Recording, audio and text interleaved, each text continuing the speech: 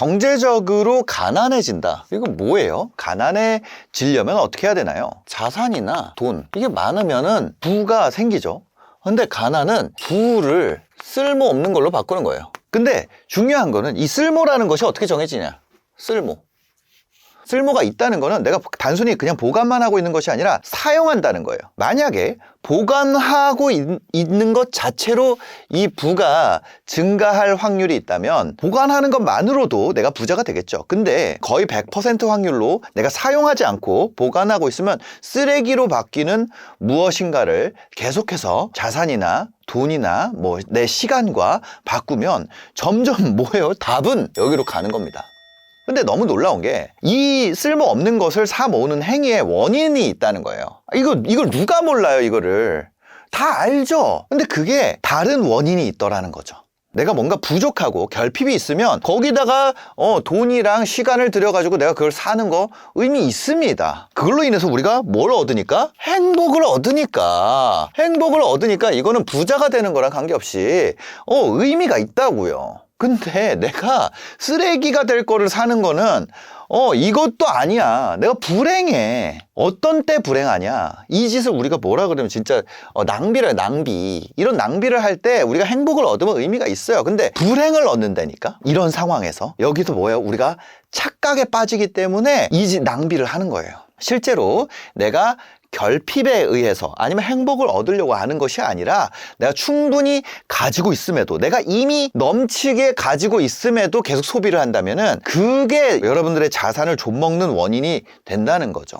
결핍에서 오는 것이 아니라 너무 놀랍게도 어떤 사람이 착각을 하잖아요. 풍요로운 상태에서 소비가 증가하는 이상한 기묘한 패턴이 있어요. 이런 상황을 한번 생각을 해볼게요. 이 패턴만 깨도 여러분들이 습관이 완전히 고쳐질 겁니다. 뭔가 내가 망설여질 때가 있어요. 내가 망설여질 때 내가 가지고 있는 게 충분히 있음에도 아무것도 없는 사람, 그런 사람처럼 행동한다는 거죠. 좀 쉽게 얘기를 하자면 오늘 입고 나갈 옷을 결정하기 힘들잖아요. 내가 가지고 있는 옷이 아무것도 없는 것처럼 행동해요. 신발을 결정하기 힘들잖아요. 내가 가지고 있는 신발이 모자란 것처럼 행동해요. 어떤 데이트를 해야 될지 몰라요. 그러면 내가 차를 더 좋은 걸 사야 하나 보다로 가. 어떤 일을 시켜야 할지 몰라요. 그러면 직원을 더 뽑는 걸로 해결하려고 해요. 이게 뭐냐면 이런 망설여짐에 대한 관리, 이 관리를 못했을 때 엄청난 재정적 타격으로 옵니다. 그게 낭비에 낭비를 낳아요. 이거를 없애는 방법이 있다는 거예요.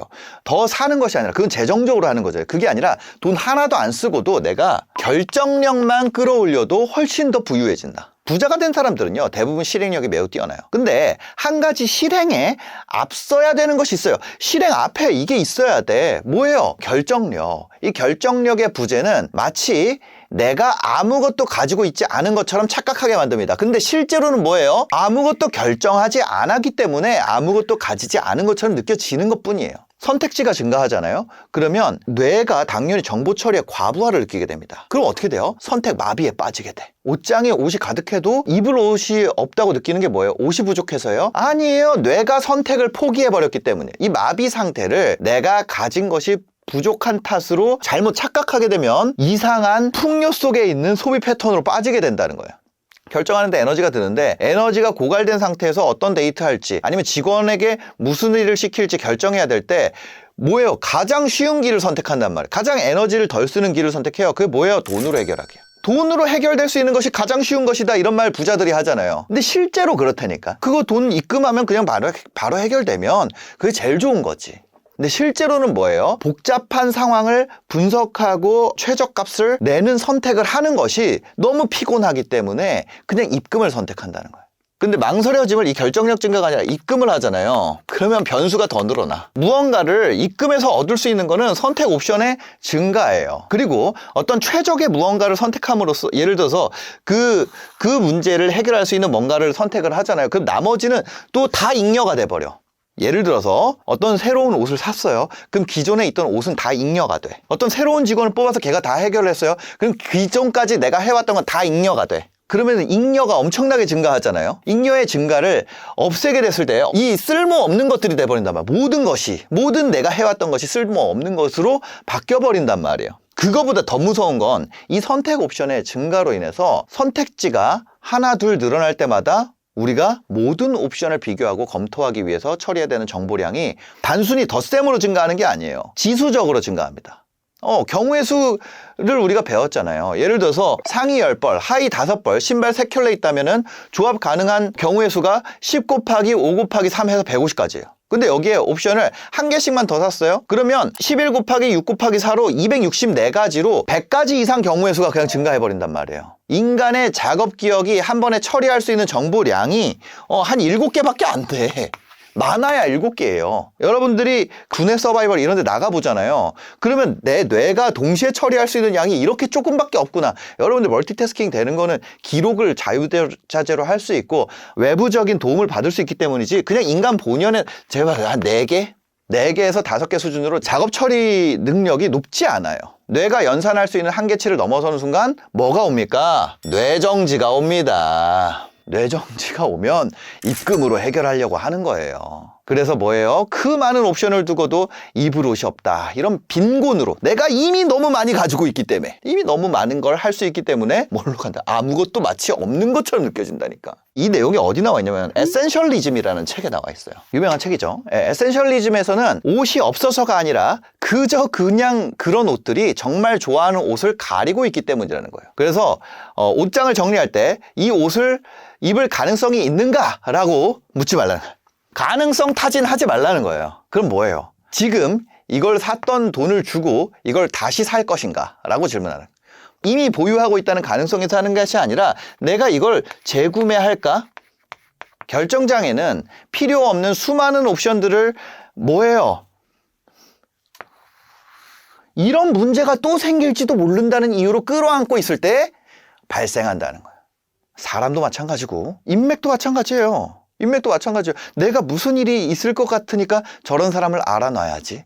그게 경우의 수 폭발이랑 인지적 과부하를 통해 가지고 결국에는 아무도 없는, 내가 이미 충분히 옵션을 가지고 있음에도 아무것도 없는 것 같은. 그래서 이 경우의 수 폭발이랑 인지적 과부하를 우리가 통제를 할 수 있다는 거예요. 그러니까 돈을 벌려고 했는데, 문제는 내가 이 돈을 벌려고 낭비를 줄이려고 했는데 실제로 왜 그런지를 사람들이 돈이 없어서 안 쓰지 않는다니까. 그러니까 없어서 쓰는 게 아니라고요. 내가 필요에 의해서 하는 게 아니야. 제가 느낀 게 이거예요. 결국에는 이거라는 거예요. 너 왜 이렇게 돈 써? 아, 몰라, 나도 모르겠어. 그게 뭐냐면 경우의 수 폭발에 따른 인지적 과부하를 가장 직관적 방식으로, 이거 뭐예요? 이게 그거잖아요. 우리가 인지 능력을 쓰지 않으려고 하는 그게 있잖아요. 그렇죠? 그래서 가장 직관적인 방법으로 해결하고자 하는 그런 선택의 부작용이 낭비라는 거예요. 그럼 이거를 통제하려면은 어떻게 해야 돼요? 그럼 우리가 해라 그러잖아요. 방정식의 해를 구하시오 이러잖아요. 완벽 해가 존재한다고 생각을 하니까 이게 어려워요. 그게 아니라 변수 통제, 아니면은 결정 비용 최소화, 이런 게 더 맞다는 거지. 이게 더 맞는 방향이라는 거예요. 이 완벽 해가 우리가 사는 실제 삶에서는 엄청난 사람들은 구할 수 있겠죠. 근데 대부분 사람들은 이 근사값으로 정하는 것이 훨씬 더 효율적이라는 거예요. 그래서 이거를 우리가 이 풍요 속에서 낭비, 내가 풍요가 있음에도 갉아먹는 낭비, 인플레이션 이런 요인들도 있지만 그런 거 말고 오늘 얘기하는 거는 그거에 대해서 가장 빠르게 해결하는 방식에 대한 얘기를 여러분들이 지금까지 내용이 좀 이해가 됐다면 얘기를 해보겠다는 거예요. 첫 번째로 뭐냐면 만족 임계값이라고 해볼까요? 만족의 임계점 설정. 이게 더 맞는 표현인 것 같아요. 만족 조건의 명문화. 어떤 상태면 우리가 충분히 훌륭한가? 우리가 그 컷오프라 그러죠. 그걸 명확하게 규정하는 거예요. 직원을 채용할 때 아주 최적화된 누군가가 존재할 수 없단 말이에요. 아주 우리에게 핏한 누군가를 뽑겠다가 아니라 관련 경력 3년에 특정 툴을 다룰 줄 알고 그 다음에 협업 태도가 긍정적이면 컷오프는 통과했어. 그 사람들을 바이너리로 비교하는 거예요. 우리가 이상형 월드컵이라는 거 하잖아요. 다 놓고 그 중에 고르라 그러면 어려워. 근데 인간은요, 이 바이너리일 때는 빠르게 선택할 수 있어요. A, B일 때. 많이 들어오면 오히려 어려워. 그래서 만족 조건의 명문화를 해서 일단 컷오프를 만드는 거예요. 컷오프는 쉽잖아요. 정량적 컷오프면 더 쉽고. 그 다음에 속성별, 속어법. 속성별로 소거하는 거예요. 이게 뭐냐면 경우의 수를 엄청나게 줄여줍니다. 속성별로만 소거해도. 예를 들어서 우리가 여러 옵션의 장단점을 동시에 비교하잖아요. 그러면 이 장단점이라는 것이 실제 내 효용해주는 장단점인지 아니면 어떤 미묘한 뭔가인지를 모른단 말이에요. 그래서 우리가 속성을 그냥 지정하는 거예요. 속성을 지정. 옷 고르는데 뭐 이렇게까지 해야 돼요? 아니, 그게 아니라 우리가 어떤 선택에 있어서 기준을 만드는 방법이죠. 기준. 그러니까 속성을 지정하는 거예요. 뭐 예를 들면 차라고 치면은 뭐 성능, 색상, 디자인 이런 걸 복합 비교를 하면은 답이 안 나온다. 근데 여기에서 속성별로 소거하는 거예요. 디자인이 트렌드에서 지났으면 제외, 색상의 조합이 어려우면 제외, 전기차 아니면 제외, 이런 식으로 소거를 쫙쫙쫙 하면 어떻게 돼요? 객관식이 남을 가능성이 높단 말이에요. 아까 바이런이라는 말이 좀 어려운데 이지선다. 이지선다. 우리가 제일 쉬운 문제가 뭐예요? 사지선다가 제일 쉽잖아요. 사지선다에 익숙하잖아. 한국형 문제로 바꿔가는 과정이에요. 4개 중에 하나로 간다. 4개까지 압축하는 거예요. 그런 거를 다 잘라내고 나면 그걸 딱 정해져요. 그죠? 내가 다른 게 너무 마음에 들어서 얘를 허락해줘야지 하는 순간 그 다음에 갑자기 폭발시켜. 우리가 영업하는 방식이 뭐예요? 사람들이 가지고 있는 이 속성별 소거한 거를 속성별로 딱 소거하고 온단 말이에요. 차 살 때. 근데 그거를 하나만 설득해서 없애도 옵션이 엄청나게 늘어나. 내가 팔 수 있는 게. 중고차 여러분들 사러 가면은 그 사람의 가져온 속성별 소거 값을 하나라도 제거시키는 것이 내가 판매할 수 있는 확률을 극단적으로 높인단 말이에요. 그래서 우리가 변수를 가지고 그거를 제외하게 되면 이미 옷장에서도 버릴 옷이 너무 많아. 그거 다 버리세요. 그 가능성 때문에 계속 가지고 있으면 그저 그런 옷들이 내가 가장 좋아하는 옷을 가리고 있다고. 첫 번째, 이건 만족 인계점은 나에 대한 거예요. 속성별 소거는 뭐예요? 내가 선택할 대상에 대한 거예요. 세 번째 뭔가요? 선택 일상화. 선택을 일상화한다. 선택의 일상화한다는 거는 결정 상황 자체를 없애버리는 거야.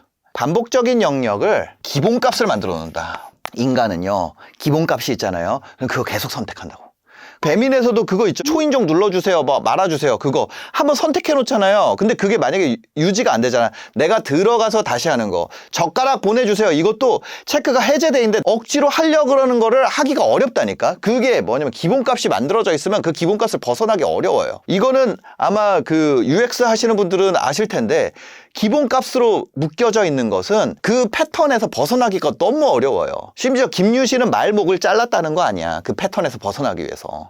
그 선택의 일상화, 기본값을 만든다. 반복적인 영역이 분명히 있을 거예요. 결정할 때 발생하는 반복적인 영역. 그리고 실제로 이 만족 인계점에 영향을 안 주는, 만족 인계점에 영향을 안 주는 선택은 그냥 아무거나 하는 거예요. 일상적인 식사를 나 만약에 할 거 없으면 그냥 그거 먹는다. 주말 데이트 코스는 매월 셋째 주는 호캉스다. 이렇게 고민 없는 그 디폴트 값들 있죠. 그런 거를 만들어 놓는 거예요. 그런 걸 만들어 놨을 때 우리가 삶의 스트레스 그냥 많이 내려가죠. 왜냐면 결정이라는 거는 무한히 할 수 있는 게 아니거든요. 하루 동안 할 수 있는 결정의 총량이 정해져 있는데 쓸데없는 결정 많이 하면 어떻게 돼요? 중요한 결정할 때 에너지가 없어가지고 희한한 결정한다는 거예요. 그러니까 기본값을 만들어 놓고 결정을 안 하는 거죠. 이거는 아예 선택을 일상화해버린다. 결정 패턴 일상화가 더 맞는 것 같아요. 결정 패턴 일상화. 네 번째, 데드라인. 아니면 뭐 타임박스. 파킨슨의 법칙 아세요? 업무는 할당된 시간을 채울 때까지 늘어난다. 파킨슨의 법칙. 그건 우리가 많이 알고 있죠.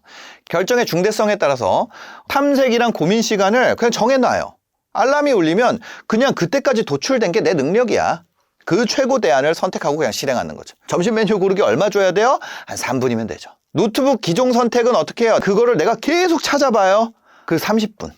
시간 초과되면 뭐예요? 첫 번째로 떠올렸던 옵션으로 그냥 강제 확정돼 버리는 거예요. 이거에 계속 시간 뺏기는 거를 우리가 돈뿐만 아니라 시간도 낭비하잖아요. 결정장애라는 것이 우리가 돈만 뺏기면 좋은데 뭐까지 뺏겨요? 시간까지 뺏기잖아요. 이 4가지는 뭐예요? 더 좋은 것을 포기하라는 게 아니에요. 쓸데없이 옵션 탐색에 낭비되는 인지자원을 아껴가지고 내 삶에 가장 큰 임팩트를 주는 중대한 결정에 에너지를 100% 쏟아붓기 위한 어떤 기본적인 시스템이죠. 우리가 이걸 함으로써 뭐 할 수 있어요? 바로 결정을 할 수가 있고 결정해서 뭔가 진행하지 않으면 실제로는 아무것도 없는 것과 마찬가지, 아무 일도 안 하고 있는 것과 마찬가지예요. 결정을 하는 시간을 늘린다는 건 그냥 결정하고 실행해도 됩니다. 어떨수록 그럴까요? 잃을 게 없을수록. 그런 선택을 하는 것이 가장 낭비를 줄이고 여러분들에게 축적되어 가는 것을 만들 수가 있습니다. 그랬다가 내가 실패하면 어떡해요? 그게 진짜 제일 애매한 건데, 여러분들이 결정하기 어렵다는 건, 결정이 너무 어렵다라는 건 뭐냐면, 결정이 너무 어려워지는 이유는 이런 거예요. 내가 어떤 옷을 입음으로써 다른 옷들이 가지고 있는 모든 장점을 포기한다고 생각하는 거예요. 근데 실제 기회비용은요, 그 애매한 옷 하나 대 내가 선택한 옷 하나예요. 내가 실제로는 직원에게 그 업무를 시켰잖아요. 그 업무 하나 대 다른 직원이 그 수행할 때 하나야. 그러니까 뭐냐면 실제로는 1대1 비교를 해야 되는데 각 케이스랑, 근데 그게 아니라 내가 상상하고 있는 최적의 값과 기회비용을 비교하니까 답이 없는 거예요. 무슨 얘기인지 아시겠어요? 그러니까 내가 아무것도 못하고 계속 시간이 지나고, 시간 지나면 가난해진다. 기본적으로요, 자본주의는 가만히 있으면 가난해지는 시스템이에요. 가만히 있으면 부자가 되는 시스템인가요?